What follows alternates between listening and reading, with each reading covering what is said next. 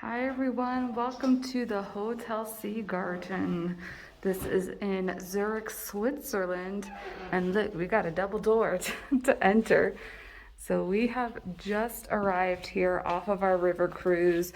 We are taking a couple days just to relax in Zurich. So we've got our double beds, a little closet back there, a nice view. We really love this hotel because it's like very homey almost. It feels like a little apartment, and the living space over here equally feels that way as well. So we've got our vanity, shower, toilet, all the fun things there. So there you go. This is the Hotel Seegarten. And let's see, check out some of the neighborhood.